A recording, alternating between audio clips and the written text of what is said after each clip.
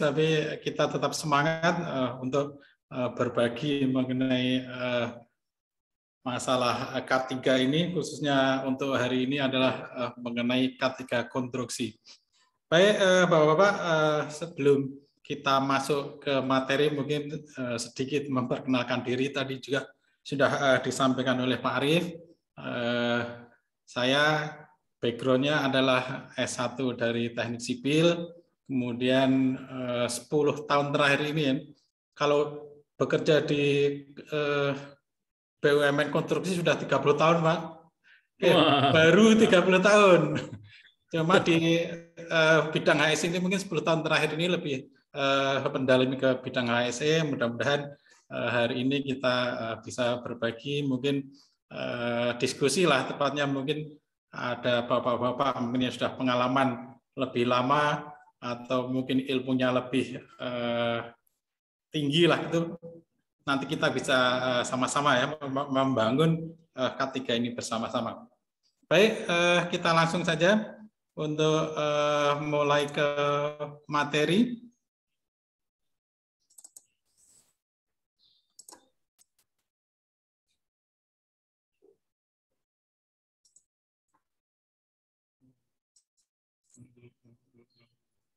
Sebentar ya Pak, kita terhalang.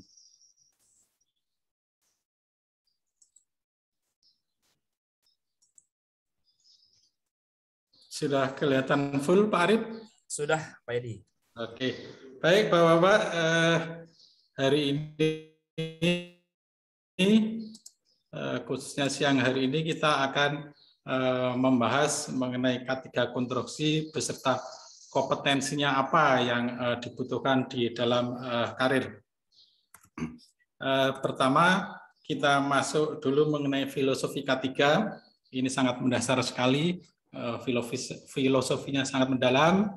Jadi K3 ini adalah melindungi keselamatan dan kesehatan pekerja, khususnya dalam menjalankan pekerjaannya melalui upaya-upaya pengendalian semua bentuk potensi-potensi bahaya yang ada di lingkungan tempat kerjanya. Ini adalah filosofinya K3. Kemudian tujuan dari K3 secara umum, yang pertama adalah melindungi karyawan, pekerja, dan orang lain di tempat kerja. Jadi pada dasarnya tidak boleh ada kecelakaan kerja apapun, sekecil apapun ya Bapak-Bapak dan Ibu sekalian, apalagi yang sampai menyebabkan fatality atau sampai menyebabkan kematian. Kemudian yang kedua adalah menjamin agar setiap sumber produksi dapat dipakai secara aman dan efisien. Sumber produksi ini sangat banyak ya Bapak-Bapak dan Ibu sekalian, mulai dari peralatan, kemudian ada bahan material dan segala macamnya. Peralatan pun juga mulai dari peralatan yang sederhana ya, dari yang mulai pertukangan, alat-alat pertukangan, kemudian sampai ke alat-alat berat. Contohnya mulai dari ekskavator, kemudian ada juga bulldozer, wheel loader, atau tower crane, dan lain sebagainya. Sangat banyak untuk peralatan-peralatan ini yang harus bisa dipakai secara efisien. Kemudian yang ketiga adalah menjamin proses produksi berjalan lancar. Jadi proses produksi ini harus mulai dari awal, mulai dari pekerjaan persiapan sampai bisa diserah terimakan atau di handover ya ke pemilik pekerjaan atau ke yang memberi pekerjaan ke kita secara tepat waktu, tepat mutu, dan berkeselamatan. Nah, ini berkeselamatan ini yang menjadi tujuan utamanya K3. Kemudian yang keempat adalah menciptakan suasana kerja yang mendukung, bersih, aman, sehingga bisa menciptakan rasa aman dan diharapkan para pekerja kita semua dapat bekerja lebih produktif. Ini adalah tujuan K3 secara luas. Kemudian apa latar belakang keselamatan konstruksi ini? Ada 4 latar belakang yang kita akan sampaikan di siang hari ini. Yang pertama adalah keinginan untuk tetap selamat dan terhindar dari bahaya, sama dengan tujuan K3 tadi. Jadi siapapun yang ada di proyek kita harus dalam kondisi selamat, baik itu dari kecelakaan maupun dari penyakit akibat kerja. Termasuk di sini sekarang ini dalam masa pandemi COVID, bagaimana supaya para karyawan, para pekerja kita semua terhindar dari penyakit tersebut sehingga bisa bekerja dengan selamat. Kemudian yang kedua adalah keinginan untuk terhindar dari kerugian akibat kecelakaan. Kita ketahui akibat kecelakaan ini menyebabkan kerugian yang sangat besar, Bapak Ibu sekalian. Baik dari segi waktu yang hilang, kemudian juga biaya-biaya untuk recovery, termasuk misalnya ada santunan ke korban, ini memakan biaya yang sangat besar, apalagi sampai merusak citra perusahaan. Nah, ini yang sangat tidak kita harapkan ya, Bapak Ibu sekalian, karena itu sebisa mungkin kita kecelakaan ini kita hindari. Kemudian yang ketiga adalah untuk memenuhi ketentuan hukum. Jadi aturan-aturan hukum ini sangat banyak sekali ya di dalam K3. Bahkan kalau dibuat buku itu sampai ribuan ya halamannya terkait masalah pemenuhan hukum K3, mulai dari Undang-Undang Nomor 1 Tahun 70 ya, itu sebagai awal dari Undang-Undang mengenai K3 sampai yang terbaru mungkin yang PP Nomor 21 Tahun 2021. Kemudian yang terakhir adalah customer satisfaction atau permintaan dari pelanggan dan masyarakat pada umumnya. Jadi sekarang ini pelanggan juga sudah mensyaratkan ya pekerjaan tetap dalam kondisi yang aman. Ini adalah latar belakang dari keselamatan konstruksi atau K3 konstruksi. Kemudian sasaran dari keselamatan konstruksi ini hampir sama dengan tujuan tadi.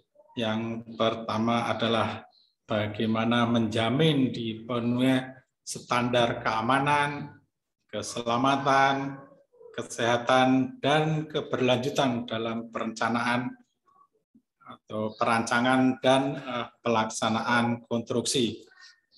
Kemudian yang kedua sama dengan tujuannya tadi, melindungi keselamatan dan kesehatan para pekerja dan orang lain yang di tempat kerja konstruksi. Jadi di sini selain para pekerja juga misalnya ada tamu atau ada siapapun yang di tempat lokasi kerja kita lindungi keselamatannya. Termasuk misalnya ada praktek kerja atau siapapun lah yang ada di tempat kerja kita harus kita benar-benar lindungi keselamatannya. Kemudian yang ketiga adalah menjamin setiap material dan alat konstruksi digunakan dengan selamat sama dengan tujuan tadi.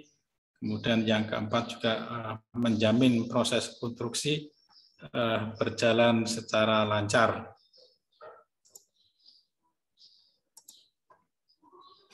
Kemudian yang keempat, menjamin produk konstruksi dapat digunakan, dirawat, dan sebentar Bapak, ini kayaknya ada gangguan. Jadi menjamin produk konstruksi dapat digunakan, dirawat, dan dibongkar, termasuk dibongkar dalam hal ini, dibongkar dengan kondisi tetap dengan selamat dan efisien.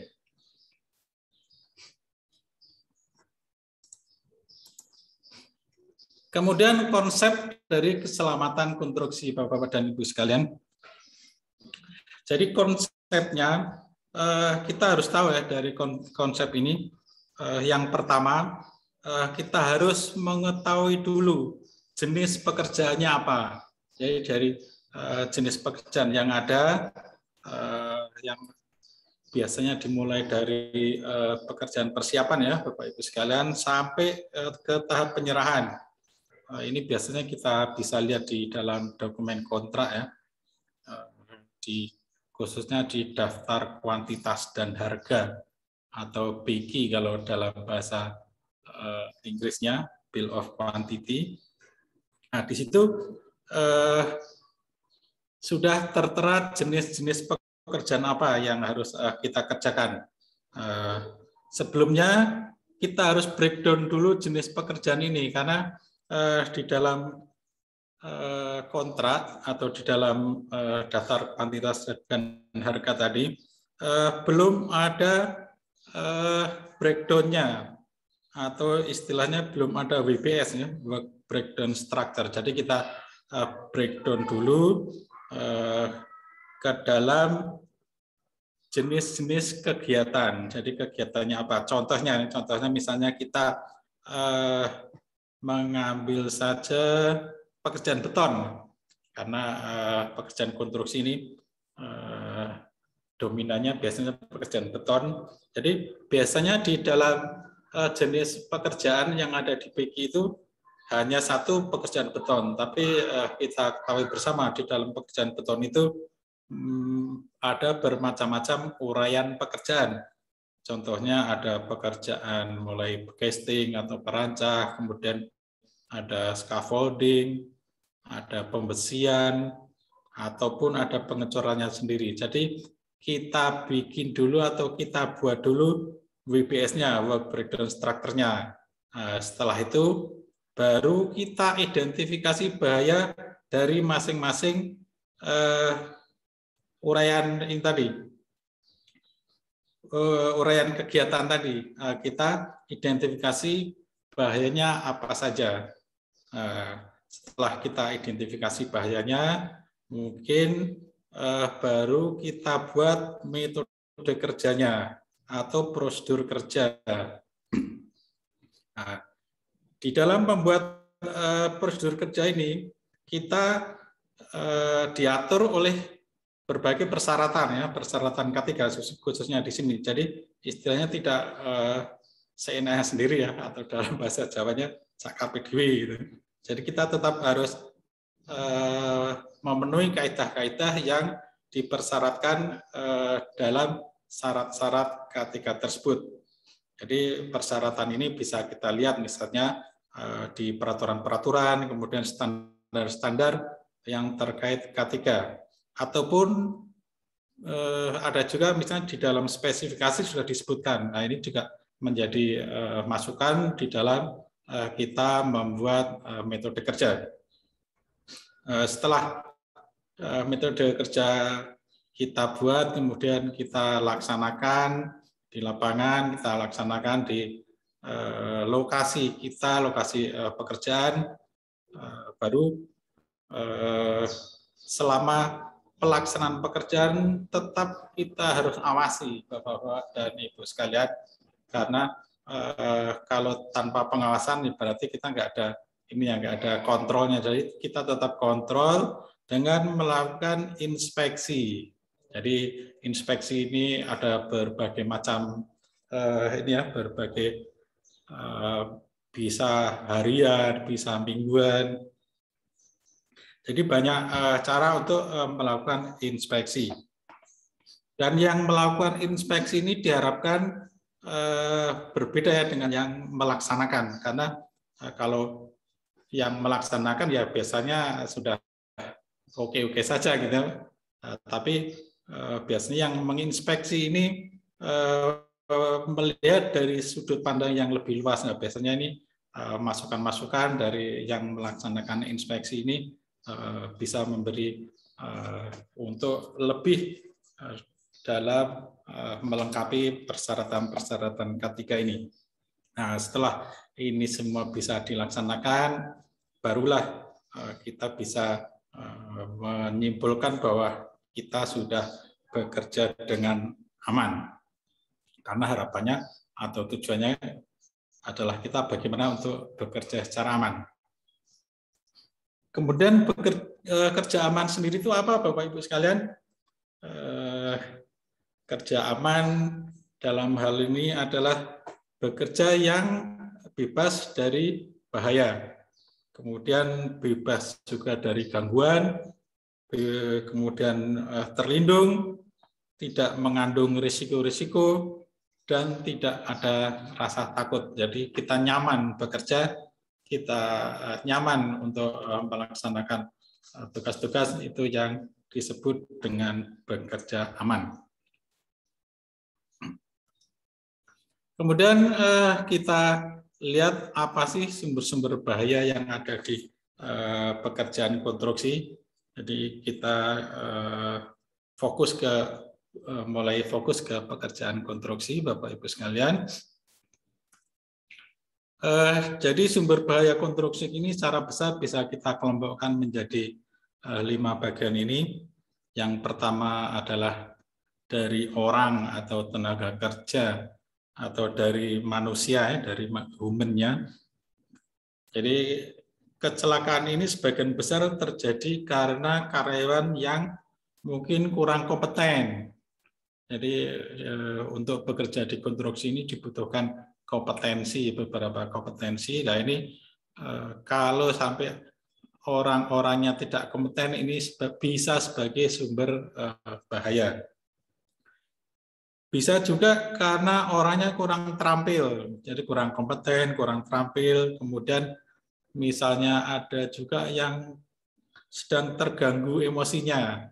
Nah, ini juga bisa sebagai sumber bahaya juga. Mungkin juga ada beberapa kasus karena turun motivasi. Nah, ini turun motivasi ini juga sebagai salah satu sumber bahaya. Kemudian yang kedua adalah peralatan. Nah, dalam pekerjaan konstruksi ini peralatan sangat banyak ya Bapak Ibu sekalian, dan ini harus kita pastikan peralatan ini sudah sesuai kelengkapannya. Karena kalau kelengkapan baik itu kelengkapan safety-nya ya atau safety device ya, itu kalau tidak lengkap bisa juga sebagai sumber bahaya juga di dalam pekerjaan konstruksi ini. Contohnya misalnya kalau kendaraan remnya juga tetap kita harus periksa, kemudian peralatan-peralatan lampu sen, lampu stop, kemudian spion gitu ya. Kita harus perhatian karena kalau itu tidak lengkap itu juga bisa membahayakan dan bisa sebagai sumber bahaya.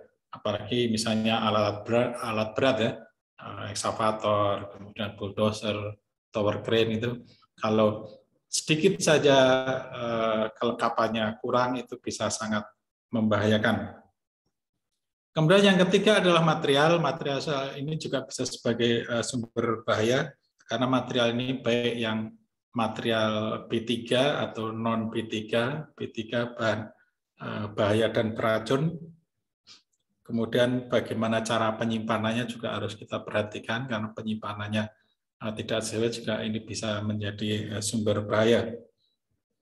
Kemudian yang keempat adalah metode kerja, karena metode kerja ini kalau salah kita melaksanakan, apalagi tadi ya kita dalam menyusun metode kerja kaidah-kaidah K3-nya tidak lengkap, ini juga bisa menjadi sumber bahaya.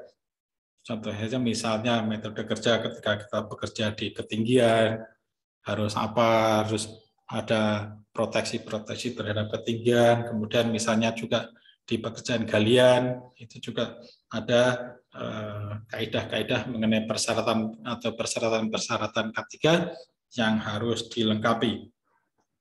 Kemudian lingkungan. Lingkungan ini juga di mana lingkungan yang kita laksanakan ini juga bisa sebagai sumber bahaya juga. Ini adalah jenis-jenis bahaya.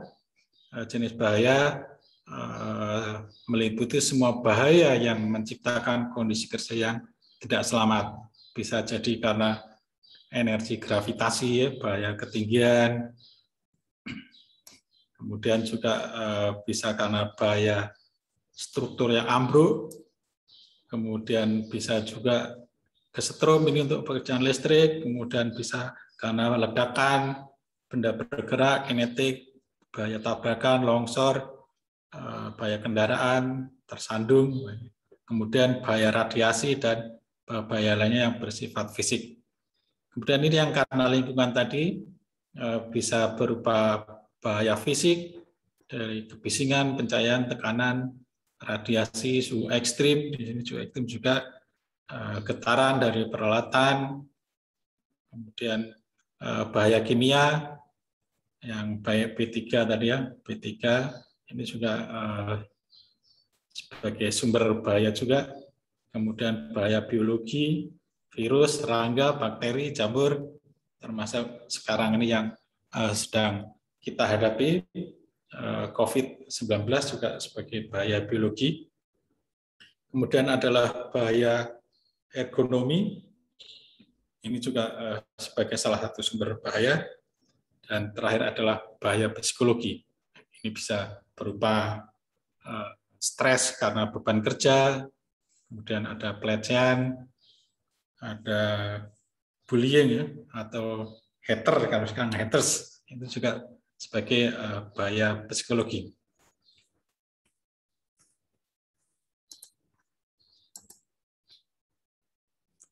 Ini adalah hierarki pengendalian risiko, Bapak Ibu sekalian. Jadi ketika ada bahaya, jangan langsung APD, sedikit-sedikit APD gitu ya, atau alat pelindung diri dalam istilah ini ya, pekerjaan konstruksi. Jadi APD ini sebagai pengendalian terakhir, Bapak Ibu sekalian. Yang pertama adalah dengan cara eliminasi atau dengan meniadakan sumber bahaya. Ini yang harusnya kita lakukan. Kemudian yang kedua adalah dengan substitusi atau mengganti peralatan atau metode proses, jadi peralatannya diganti, mungkin dengan metodenya diganti, prosesnya diganti, sehingga bahaya yang timbul bisa dihilangkan atau minimal dikurangi. Itu cara kedua untuk pengendalian risiko. Kemudian cara ketiga adalah dengan engineering control atau rekayasa teknik. Ini dengan menggunakan peralatan-peralatan tambahan untuk pengendalian risiko. Kemudian yang keempat dengan cara administratif ya, mengurangi kemungkinan dan keparahan terjadinya kecelakaan dengan merubah perilaku atau tindakan unsafe action dan menjadi safe action. Jadi bagaimana merubah unsafe action, unsafe condition menjadi safe action dan safe condition. Kalau keempat-empatnya sudah dilakukan sebagai tambahan untuk melindungi atau meminimalisir keparahan, bisa kita gunakan dengan alat pelindung diri atau APD. Ini adalah hierarkinya. Jadi ada 5 tahapan yang harus dilakukan sebelum kita menggunakan APD sebagai perlindungan tambahan. Kemudian di dalam K3 ini ada sarana komunikasi sebagai salah satu program pencegahan ya Bapak Ibu sekalian, pencegahan kecelakaan kerja untuk meningkatkan pengetahuan. Jadi pengetahuan para pekerja kita, para karyawan kita, ataupun meningkatkan pemahaman. Jadi untuk meningkatkan pengetahuan, pemahaman, dan meningkatkan juga kesadaran daripada para pekerja terkait dengan K3 ini. Jadi ada 3 yang saya sampaikan di sini. Yang pertama adalah dengan induksi ya, atau induction. Ini adalah sebagai sarana pengenalan dasar mengenai K3 kepada biasanya karyawan yang baru masuk ataupun tamu ya. Jadi karyawan yang baru masuk kita kasih tahu apa-apa bahayanya yang ada di lokasi pekerjaan. Demikian juga misalnya ada tamu, kita juga perlu kasih induksi mengenai K3. Jadi ini lebih ke pemahaman untuk orang-orang yang baru pertama kali masuk ke proyek. Kemudian yang kedua adalah toolbox meeting. Ini lebih ke penjelasan mengenai masing-masing pekerjaan ya. Jadi tiap-tiap pekerjaan dengan potensi bahayanya apa kita sampaikan. Jadi misalnya ketika ada pekerjaan, contohnya tadi breakdown dari beton ya, misalnya pekerjaan scaffolding, kita sampaikan bagaimana metode kerjanya untuk scaffolding, kemudian kita sampaikan potensi-potensi bahaya dan pengendaliannya, sehingga para pekerja bisa melaksanakan pengendalian yang sudah kita rencanakan. Jadi ini masing-masing pekerjaan dibuat kelompok-kelompok kecil gitu ya Bapak Ibu sekalian, sehingga lebih efektif menyampaikan potensi bahaya dan pengendaliannya. Kemudian ini adalah yang ketiga, jadi safety talk. Ini adalah satu cara untuk mengingatkan, karena ini biasanya dilakukan setiap minggu ya, seminggu sekali. Ada yang juga menyebut safety morning talk, ya. Biasanya terserah dari masing-masing perusahaan menyebutnya. Ada yang safety talk, safety morning talk. Jadi ini biasanya dilakukan seminggu sekali untuk mengingatkan para pekerja mengenai pentingnya K3. Ini tiga ini yang biasanya dilakukan secara periodik, ditambah misalnya bisa juga dengan rapat. Ya, rapat ini juga sebagai tambahan ada rapat mengenai K3 atau rapat manajemen. Ini adalah bentuk-bentuk sarana komunikasi yang bertujuan untuk meningkatkan pemahaman tadi, yang ujung-ujungnya adalah untuk meningkatkan kesadaran dari para pekerja.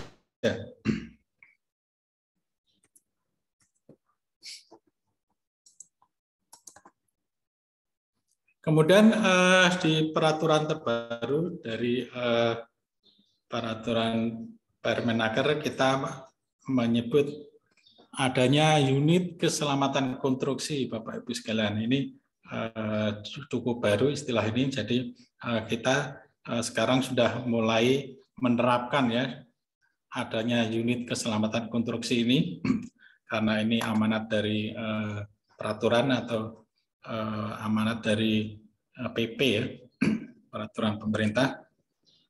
Jadi unit ini yang bertanggung jawab kepada unit yang menangani keselamatan konstruksi yang di bawah pimpinan tertinggi dari penyedia jasa. Nah, ini UKK ini menjadi potensi atau untuk peluang ya, peluang untuk misalnya teman-teman atau mungkin dari peserta ada yang masih mahasiswa atau fresh graduate ya. Ini peluang untuk kita berkarir di bidang K3 di unit keselamatan konstruksi. Sini ada pimpinannya, pimpinan UKK dan ada anggota pimpinannya wajib memiliki kompetensi kerja yang dibuktikan dengan sertifikat kompetensi kerja.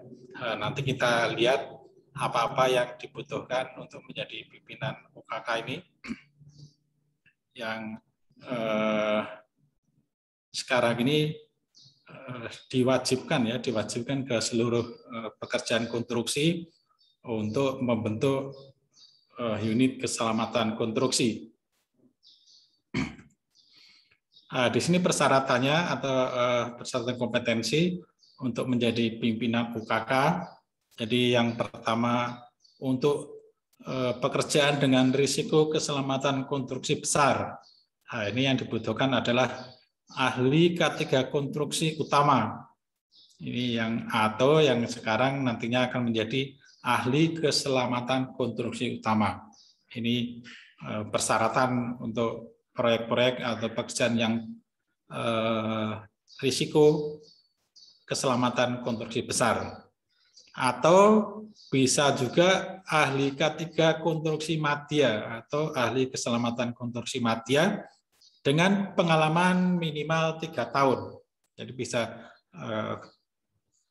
ahli K3 konstruksi utama atau ahli K3 konstruksi madya dengan pengalaman minimal 3 tahun. Ini untuk yang konstruksi risiko besar. Kemudian untuk yang risiko sedang atau menengah, kompetensi yang diharuskan adalah ahli K3 konstruksi madya atau ahli keselamatan konstruksi madya. Nah, ini yang harus dimiliki oleh teman-teman semua, Bapak Ibu, atau ahli K3 konstruksi muda atau ahli keselamatan konstruksi muda dengan pengalaman minimal 3 tahun. Jadi bisa juga dengan ahli K3 konstruksi muda, tapi dengan persyaratan tambahan minimal berpengalaman 3 tahun. Kemudian untuk yang risiko keselamatannya kecil, ini cukup dibutuhkan seorang ahli K3 konstruksi muda atau ahli keselamatan konstruksi muda atau petugas keselamatan konstruksi. Nah, ini yang untuk pekerjaan-pekerjaan dengan risiko keselamatan konstruksi yang kecil. Nah, persyaratan petugas keselamatan konstruksi ini harus memiliki SKK sebagai petugas keselamatan konstruksi. Jadi Bapak Ibu sekalian, untuk bisa menjadi pimpinan UKK, ini potensi ya, peluang besar untuk kita semua bisa berkarir di bidang K3, bisa menjadi ahli K3 utama, ahli K3 madya, atau ahli K3 muda. Nah, ini potensi besar ya, Bapak Ibu sekalian. Kemudian kriteria apa itu yang termasuk risiko keselamatan konstruksi besar yang mengharuskan tadi ahli K3 utama. Yang pertama yang bersifat bahaya tinggi. Jadi ditentukan oleh pengguna bahwa proyek itu atau pekerjaan itu berisiko tinggi atau dengan nilai HPS di atas 100 miliar. Ini termasuk risiko besar. Kemudian tenaga lebih dari 100 orang, kemudian menggunakan pesawat angkat, kemudian metode peledakan atau menyebabkan peledakan, kemudian pekerjaan konstruksi yang berteknologi tinggi. Ini yang risiko besar. Kemudian yang risiko sedang atau menengah itu adalah dengan nilai HPS di atas 10 miliar sampai dengan 100 miliar. Jadi antara 10 sampai 100 ini masuk yang sedang, di atas 100 termasuk besar. Kemudian jumlah pekerjanya juga antara 25 sampai 100 orang. Ini yang berisiko sedang. Kemudian yang kecil yang nilainya di bawah 10 miliar dengan jumlah pekerja yang kurang dari 25. Nah, ini masuk yang risiko kecil. Ini adalah cara penentuan nilai risikonya, tingkat risikonya. Jadi dengan mengkalikan tingkat kekerapan dan tingkat keparahan ini bisa diidentifikasi di masing-masing pekerjaan, termasuk di risiko yang mana, mulai dari risiko 1 sampai 25. Jadi ketika hasil perhitungannya 1 sampai 4, berarti tingkat risikonya kecil, 5 sampai 12 dengan risiko sedang, dan di atas 12 atau di atas 15 masuk risiko besar. Kemudian sekilas mengenai unsafe action dan unsafe condition, near miss dan accident. ini cuma pengertian saja. Mungkin karena keterbatasan waktu, ini kita percepat saja. Jadi ada istilah unsafe action itu sebagai tindakan yang tidak aman, kemudian kondisi tidak aman, unsafe condition, ada near miss, berupa kejadian yang tidak direncanakan, tidak mengakibatkan cedera sakit atau kerusakan, tetapi memiliki potensi untuk menimbulkan hal tersebut. Jadi belum tidak mengakibatkan cedera atau belum mengakibatkan cedera, tapi berpotensi. Nah, setelah eksiden ini baru yang menimbulkan cedera. Di sini juga ada beberapa contoh. Nanti Bapak Ibu sekalian bisa kita lihat ya. Unsafe condition itu ketika ada kondisi tidak aman, misalnya ada peralatan menggantung, gitu ya, Bapak Ibu. Kemudian kondisi unsafe action ketika kita melakukan pekerjaan di bawahnya, berarti kita melakukan unsafe action. Ketika benda itu karena ada sesuatu ya, ada sesuatu mungkin pergerakan atau apa, kemudian jatuh dan hampir mengenai kita ya. Ini belum mengenai kita, makanya ini termasuk kita sebut dengan near miss. Sedangkan kalau sudah kena kita, sudah menimpa kita, ini baru termasuk accident ya. Ini adalah perbedaan ini kondisi dari mulai kondisi unsafe action, condition, unsafe action, near miss, dan accident. Ini ada beberapa contoh yang bisa kita lihat. Ini juga ketika ibu-ibu mungkin sedang melakukan pembersihan, juga ada contohnya. Kemudian kita masuk ke kompetensi yang dibutuhkan sebagai ahli K3 konstruksi. Nah, ini mungkin yang cukup menarik ya untuk Bapak Ibu sekalian, fresh graduate ataupun yang masih mahasiswa. Di sini kompetensi apa sih yang dibutuhkan supaya kita bisa menjadi seorang ahli K3 konstruksi. Dalam hal ini yang terbagi 3 tadi ya, mulai ahli utama, ahli madya maupun muda. Yang pertama adalah ahli muda. Kompetensinya adalah dapat melaksanakan pekerjaan dengan teknologi menengah dan risiko rendah, serta ketergantungan dengan bidang lain relatif sedikit. Jadi ini yang dibutuhkan untuk menjadi seorang ahli muda K3 konstruksi. Kemudian mampu membuat HSE plan atau K3L plan ya, rencana K3L atau rencana keselamatan konstruksi. Termasuk mengidentifikasi bahaya dan pengendaliannya. Jadi membuat HSE plan termasuk mengidentifikasi bahaya-bahaya apa dan bagaimana pengendaliannya. Kemudian yang ketiga, mampu merencanakan dan mengelola serta mengevaluasi sumber daya secara komprehensif. Jadi membuat dari perencanaannya, kemudian bagaimana bisa mengelola dan mengevaluasi sumber daya secara komprehensif. Kemudian yang keempat adalah mampu memecahkan permasalahan dengan pendekatan yang masih monodisipliner, jadi masih yang sederhana ya, Bapak sekalian. Kemudian mampu melakukan riset dan mengambil keputusan strategis. Ini untuk ahli muda K3 konstruksi. Kemudian untuk ahli madya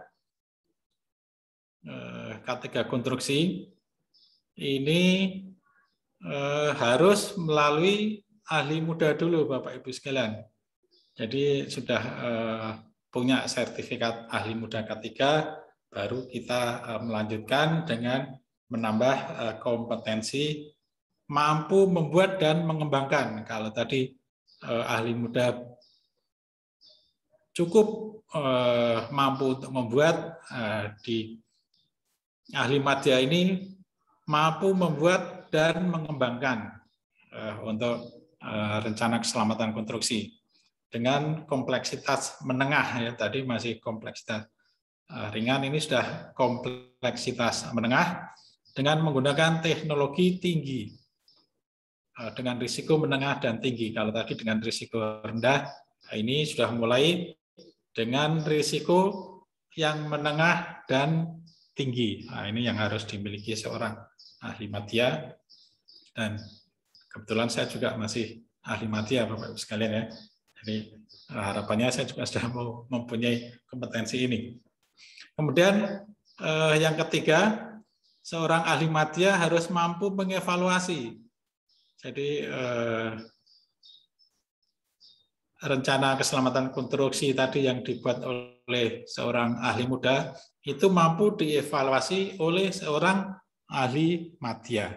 Jadi di sini peran ahli madya sudah mulai mengevaluasi rencana keselamatan konstruksi yang dibuat oleh seorang ahli muda.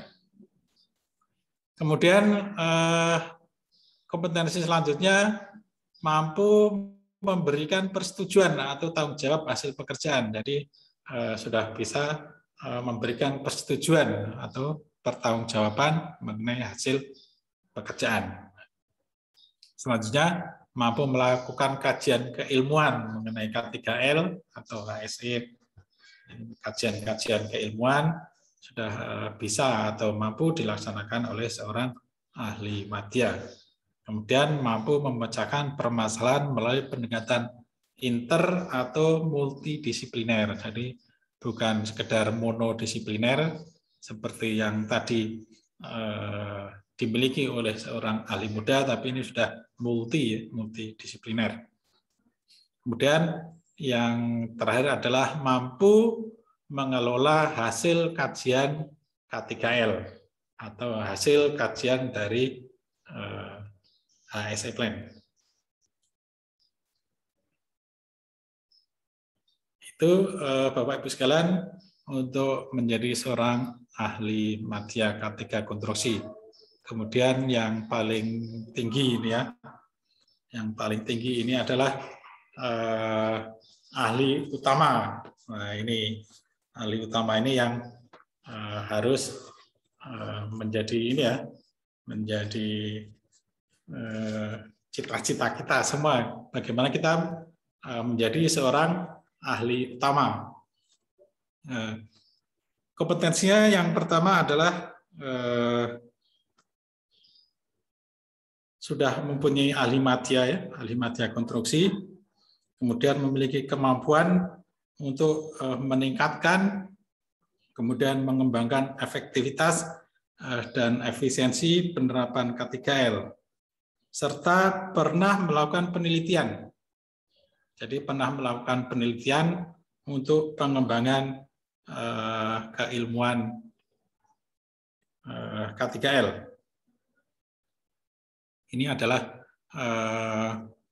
spesifik yang dimiliki oleh seorang ahli utama. Dia pernah melakukan penelitian dan pengembangan terutama ya. Nah, ini yang cukup spesifik yang harus dimiliki. Kemudian dapat memberikan solusi dan inovasi ya, atau inovatif ya, yang bersifat khusus, tentunya sesuai dengan kondisi lapangan atau kondisi site yang dan bertanggung jawab ya terhadap hasil pekerjaan yang dilaksanakan oleh pekerja yang berada di bawah peringkatnya. Maksudnya di sini adalah yang bertanggung jawab terhadap hasil-hasil pekerjaan dari baik yang dilakukan oleh ahli utama maupun oleh ahli madya dan ahli muda. Kemudian memiliki pengetahuan yang sangat kompleks, baik secara manajerial ataupun teknis ya. Jadi mampu serta memiliki kemampuan bagaimana mengembangkan suatu sistem penerapan manajemen keselamatan ya, terutama manajemen K3, serta bagaimana mungkin membuat juga panduan-panduan praktis tadi ya, membuat instruksi kerja yang berkeselamatan, panduan-panduan atau instruksi kerja yang mencakup permasalahan keselamatan tadi, permasalahan keselamatan yang semuanya dengan mempertimbangkan pada tingginya kompleksitas dari pekerjaan. Dari tingkat risikonya bagaimana, kemudian bagaimana harus dipertimbangkan penggunaan teknologi apa misalnya tuh, kemudian atau dari hasil-hasil riset yang sudah dilakukan, penelitian yang dilakukan, sehingga menghasilkan suatu karya yang kreatif. Nah, ini yang diharapkan dari seorang ahli utama K3 konstruksi.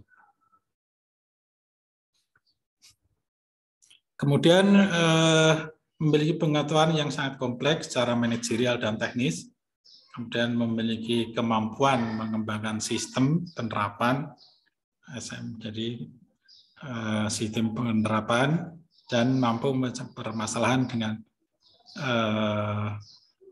pendekatan yang inter, multi, dan transdisipliner.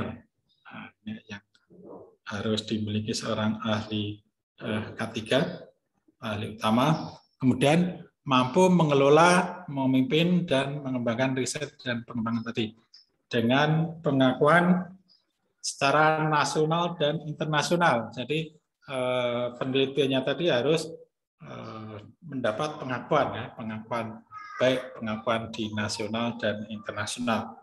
Nah, ini memang untuk menjadi ahli utama ini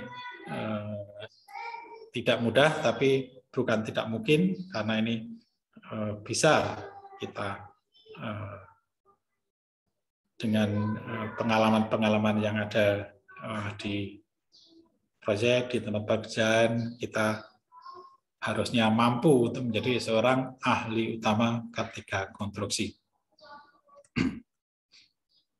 Ini sedikit saya sampaikan, Bapak Ibu sekalian, biaya penerapan K3 sesuai dengan PP nomor 14 tahun 2021. Jadi ini ada 9 ini yang minimal yang harus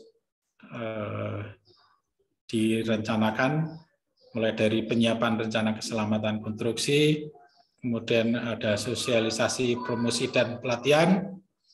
Kemudian yang ketiga adalah alat pelindung kerja dan alat pelindung diri, APK dan APD, kemudian asuransi dan perizinan, ini yang harus dimasukkan juga, biaya asuransi yang ada di proyek, kemudian personil keselamatan konstruksi, fasilitas sarana prasarana dan alat kesehatan, kemudian pembuatan rambu-rambu yang diperlukan. Kemudian yang ke-8, konsultasi dengan ahli terkait keselamatan konstruksi, ini yang untuk konstruksi besar dan menengah. Dan yang ke-9 adalah kegiatan dan peralatan terkait dengan pengendalian risiko keselamatan konstruksi. Ini adalah biaya-biaya yang harus masuk di dalam penerapan SMKK atau Sistem Manajemen Keselamatan Konstruksi. Di sini sudah saya sampaikan juga ke 9 item tadi apa-apa, nanti breakdown-nya bisa Bapak Ibu sekalian lihat di sini, penyiapan rencana termasuk pembuatan dokumen, pembuatan prosedur dan IK, penyiapan formulir, kemudian sosialisasi, beberapa bentuk sosialisasi yang harus dimasukkan biayanya, mulai dari induksi, induction, safety induction, briefing, pertemuan, safety meeting, pelatihan, sosialisasi, termasuk simulasi keselamatan, pembuatan spanduk, poster, papan informasi, kemudian APK dan APD apa yang diperlukan sesuai dengan identifikasi bahayanya. Jadi, karena masing-masing pekerjaan APD-nya dan APK-nya beda-beda, jadi dari hasil identifikasi kita tentukan apa-apa APD dan APK yang diperlukan. Ini beberapa contoh saja. Kemudian perizinan dan asuransi dan perizinan ini juga masuk ke dalam biaya SMKK. Ini biaya termasuk personil keselamatan konstruksi, ahli K3, petugas tanggap darurat, di dalamnya juga masuk ke biaya SMKK, ada petugas P3K, pengatur lalu lintas, flagman, tenaga medis dan tenaga kesehatan, juga termasuk petugas kebersihan lingkungan. Ini fasilitas sarana dan prasarana alat kesehatan, mulai dari peralatan P3K, kota P3K, tandu, obat luka, perban, kemudian ruang P3K, peralatan fogging, termasuk obatnya, kemudian ada ambulan juga yang nanti dimasukkan sebagai fasilitas sarana kesehatan. Kemudian rambu-rambu selama pelaksanaan pekerjaan juga direncanakan juga, mulai dari rambu petunjuk, rambu larangan, rambu peringatan, rambu kewajiban, rambu informasi, rambu pekerjaan sementara, jalur evakuasi, kemudian termasuk juga pembelian tongkat pengatur lalu lintas ini untuk pekerjaan jalan, kemudian ada kerucut lalu lintas atau traffic cone, ada lampu putar, rotary lamp, lampu selang misalnya untuk pekerjaan di jalan sebagai petunjuk pengguna jalan. Nah, ini yang harus juga dimasukkan dalam biaya SMKK. Kemudian konsultasi dengan ahli terkait keselamatan, ini yang tadi yang untuk pekerjaan besar dan menengah, dengan ahli lingkungan, arsitek, teknik jalan, teknik jembatan, dan teknik bangunan gedung. Peralatan-peralatan yang terkait pengendalian risiko keselamatan konstruksi, ini juga termasuk APAR, alat pemadam kebakaran api ringan, kemudian ada sirine, bendera K3, emergency lamp, ada pemeriksaan limbah B3, polusi, termasuk pembuatan kartu identitas pekerja atau KIP, program inspeksi dan audit.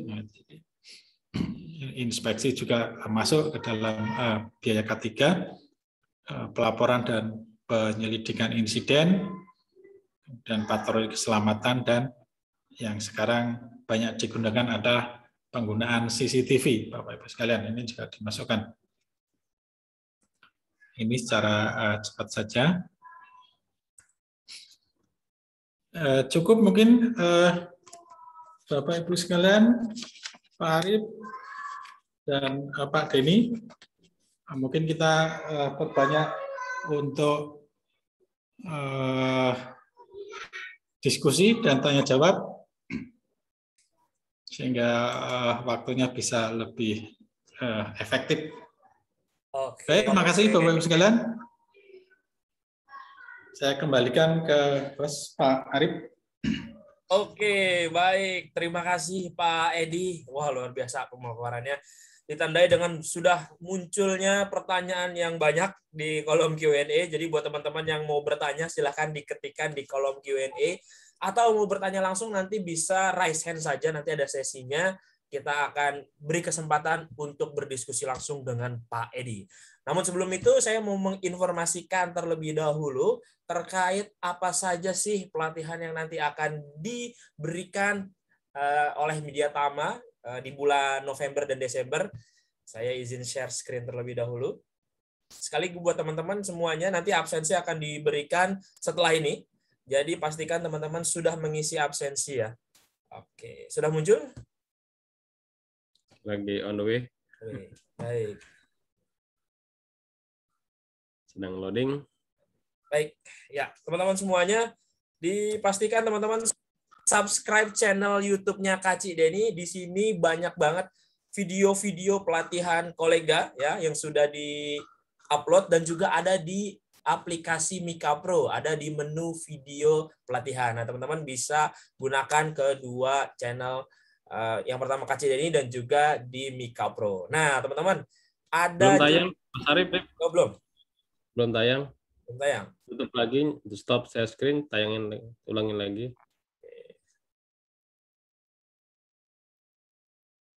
Sebentar. Nampaknya kalau siang channel IndiHome-nya bermasalah nih. Iya nih. Sambil menunggu Pak Arif, Bapak Ibu semua pastikan sudah menginstal Mika Pro dan lakukan pemesanan untuk e-certificate ya. Jadi ada 3 tahapan yang Bapak Ibu semua harus lakukan adalah install Mika Pro, lakukan pemesanan di Mika Pro, ada pilih soft skill, lalu pilih ada pelatihan gratis kolega di sana. Yang kedua, isi daftar absen, sebentar lagi kita akan share ya. Dan itu yang ketiga Bapak Ibu semua nanti bisa lihat 1 kali 20